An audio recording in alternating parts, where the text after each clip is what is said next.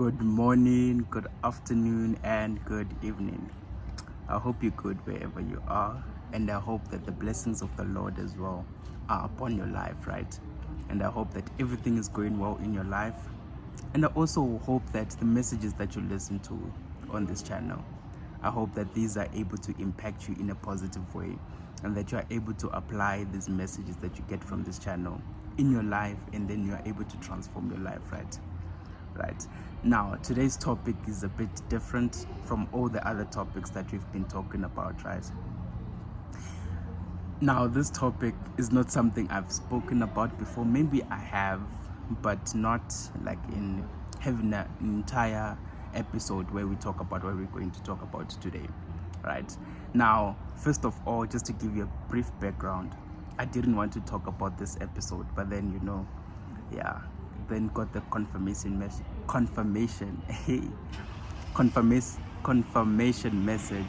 that I had to do this, right? So this message kept on recurring to me, and I just knew that okay, it's not about me, but it's about someone out there, right? So I had to step out of my comfort zone a little bit, right? So today we are going to be looking at the book of First Kings, right? Today we're going to look at the book of First Kings. Now, previously we've talked about the book of First Kings and we touched on another topic, but today we're not going to touch on that topic. We're going to touch on this topic that we're going to talk about. I still can't believe I'm doing this, but anyway, the topic that we're going to be talking about today is found in First Kings, right?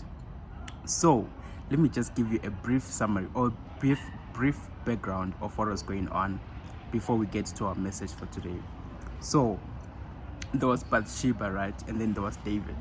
David was the king at the time. Now I'm just giving you a brief summary, guys. I'm not going to go in depth with everything.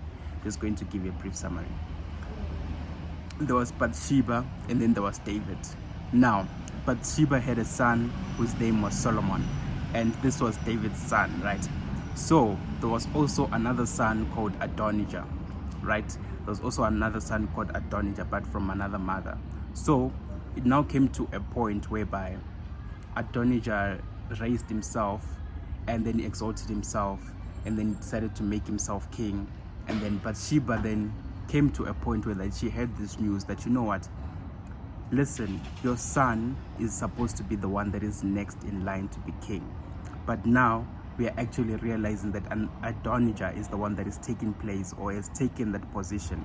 So then once Bathsheba hears this message or hears this message from the people and the prophet, she then decides to, or she's then told a message to go to David and speak to him regarding this issue.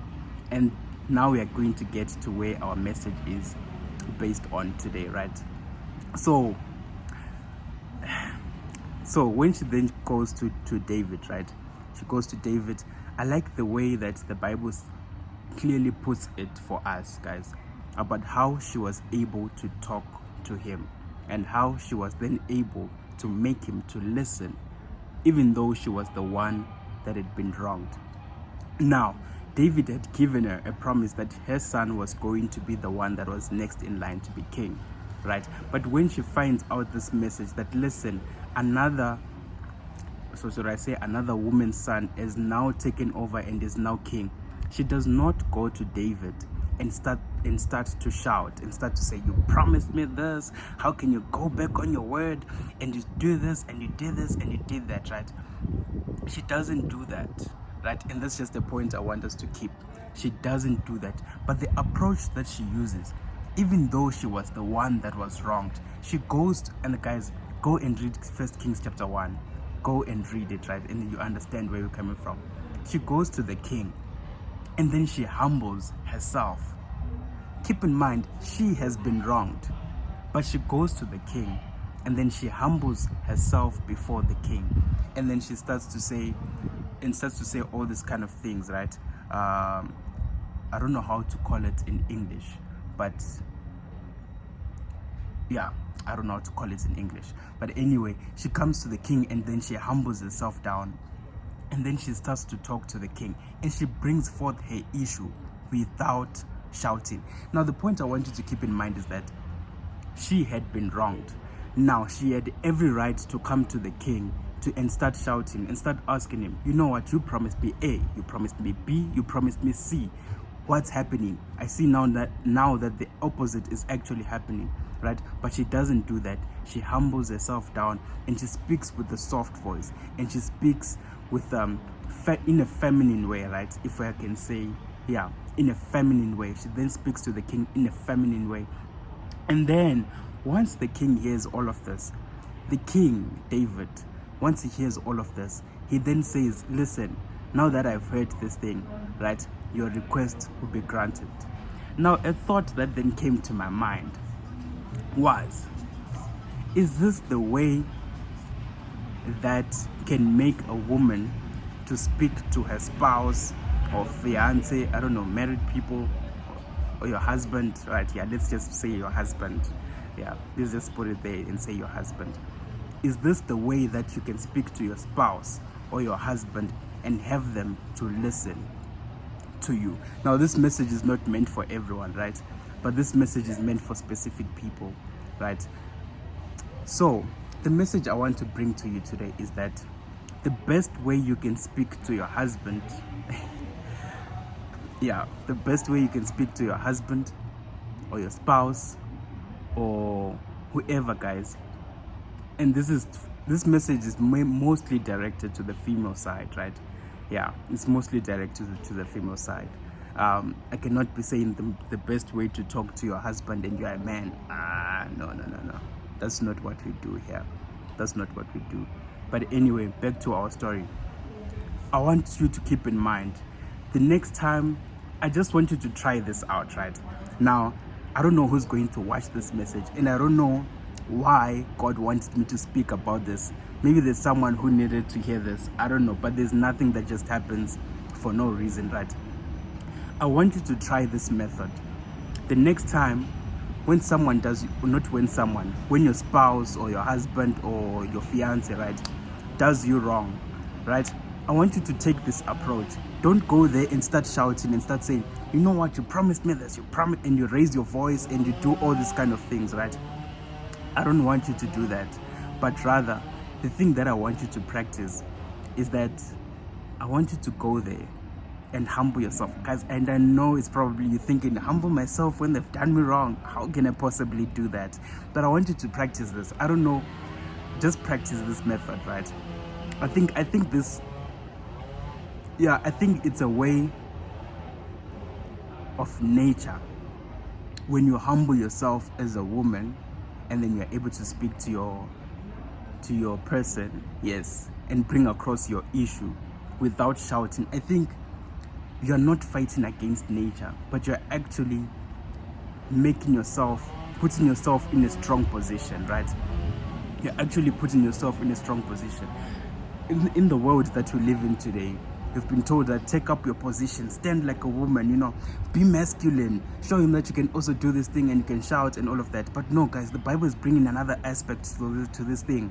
It's saying when Bathsheba humbled herself and she yes, and she put herself in that feminine energy, and she was able to speak to King David. He was able to give her requests. So in your life, you can either try this or you cannot try it, but you have nothing to lose once you try this, right? You have nothing to lose. You actually have so much to gain. Just go and try it. Next time when your spouse or your husband does you wrong, right? And this is the interesting thing about the Bible. But before we go there, next time when your spouse or your husband does you wrong, I just want you to try this out. Just humble yourself down and bring across your issue in a soft way, right? Bring across your issue in a soft and humble way, and see if you will not get different results. I want you to try this, guys. Next time when they do you wrong, and I know it's probably sounding something that you've never heard before, or the totally opposite to what the world teaches. And I think that's the whole point of all of this, is that the Bible does not teach what the world does. It teaches you a different way, but it teaches you a way that is right and that you can live by. But I just want you to try this, guys. I'm not a relationship expert. I'm not a relationship expert or a relationship coach or anything like that. But this is just a message that God wanted me to bring across to you, right? I don't know who is going to hear this message or who it's directly meant for. I don't know. But next time when they do you wrong, I want you to try this. Humble yourself and speak in a soft manner and bring across your issue without shouting, without, losing your femininity and all of that. Just be in your feminine energy and check if you get different results, right? And check if you get different results. Just go there, bring across your issue and state exactly what the problem is and state how you'd want things to be resolved and see if you will not get different results, guys. This is just the message for today. Now that I've done this message, but just try this, right? Just try this, guys. And like once again I said, I'm not a relationship expert or relationship coach, or what do they call these things? They call them many things, but I'm not that, guys. This is just a message I wanted to bring to you across to you today, right? But next time when something like this happens, exude your feminine energy and be in your feminine energy, right? And see if you will not get different results. This is the biblical way that I saw in the Bible, in First Kings, of how you can talk to your man or your husband or your spouse when you have an issue with them, right? The Bible covers every aspect of life. It's not just about salvation and all of that. It also covers such things, but they are encrypted in a way that if you're not really paying attention, you'll miss it. So just try it again next time, guys. Just try it and tell me as well if you also get different results, right? So until next time, may God bless you.